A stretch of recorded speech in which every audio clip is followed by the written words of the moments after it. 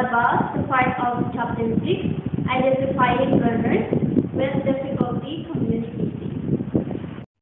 The objective. At the end of this lesson, students should be able to identify the following areas of learners with difficulty in communicating. Identify the characteristics of learners with autism spectrum disorder.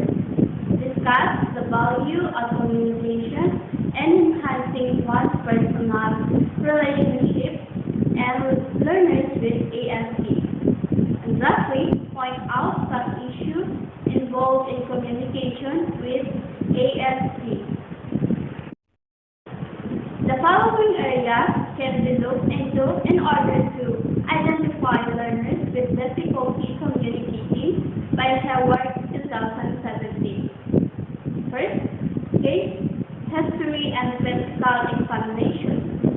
The child's case history is documented, biographical information, as well as milestone of a child's development. So, this one is yung tinatanong natin yung parents about the child's background. So, the child's development is being asked from parents, and the specialist does a physical examination of the child in order to find whether there are any irregularities and the tongue, lips, teeth, palate, or other structures that could affect speech production. So, in the case history and physical examination, yung specialist or yung parent is kine-check yung development ng bata sa pagsasalita ng bata. Halimbawa, yung bata is hindi nakakapagsabi ng maayos. So, kailangan na examine yun para maturuan yung bata na maayos yung kanyang pananalita. Next is articulation. The specialist assists speech errors and records sounds that are produced incorrectly, types of mispronunciation, and number of errors.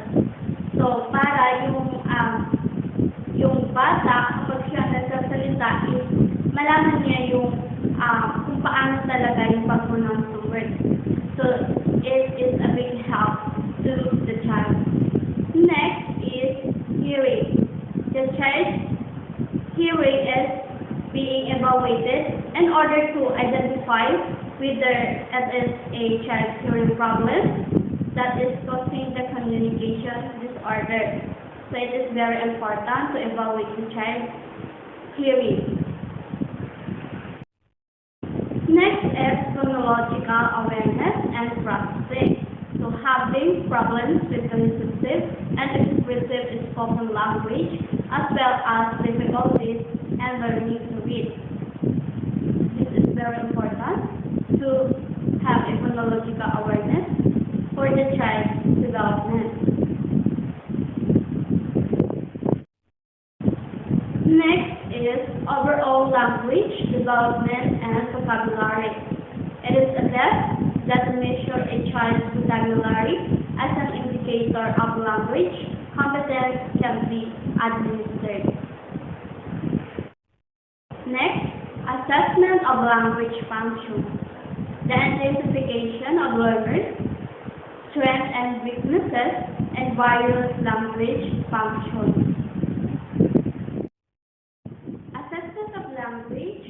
Learning serves as one of two functions, either to measure learning proficiency without reference to a language course, or to measure the extent to which they have achieved the goals of a particular program of learning.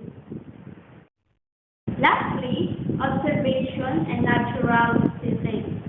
Children's use of language are observed as they engage in everyday activities.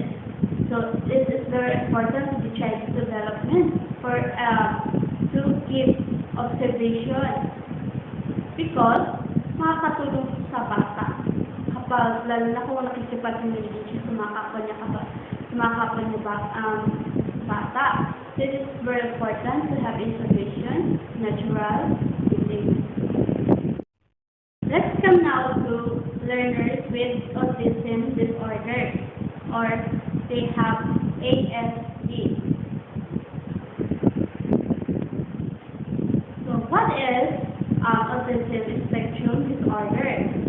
This child has trouble talking or making eye contact, seems to prefer playing alone, and is often in their own world. Shows unusual attachment to certain objects or activities. Struggles in social interaction with other students. Appears overly sensitive to noises or images. Is an example of the child who have autism spectrum disorder. Autism is a developmental disability that affects one's verbal and nonverbal communication and social interaction. This is usual evidence before a child turns 3 and it negatively affects a child's educational performance. So, it is very evident na yung bata is hindi nakikipag-communicate. So, pag yung bata is may autism, doon mo makikita yung difficulty niya sa pakikipag-communication sa kapwa ng bata. Kumbaga, kapag halimbawa, pinapalaro yung bata, ayaw niya maglaro, gusto niya yung siya lang yung mag-isa. So, it refers to the autism.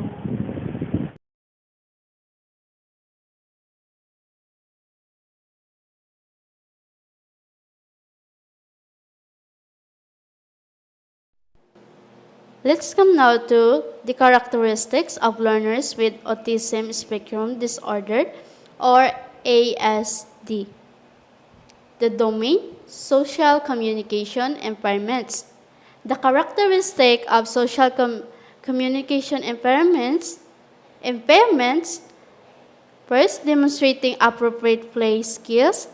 Some may reject or ignore the social approaches of others, responding to or initiating joint attention for social purposes, using and interrupting body language, staying on the topic, turn-taking, asking appropriate questions during conversations, taking others people's perspective.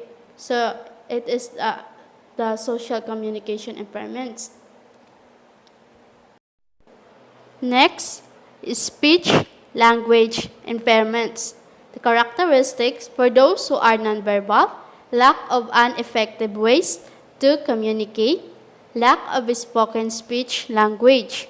So yung mga nonverbal, yung lack of effective ways to communicate, yung parang hindi effective yung pakikipag-communicate nila.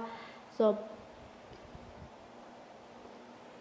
for those who are verbal, delayed or immediate ecoli.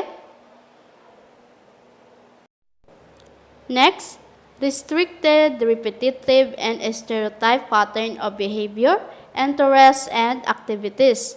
The characteristic: stereotype or repetitive motor, excessive adherence to routines and sameness, ritualized patterns of behaviors, highly restricted, fixated interests that are abnormal in intensity or focus.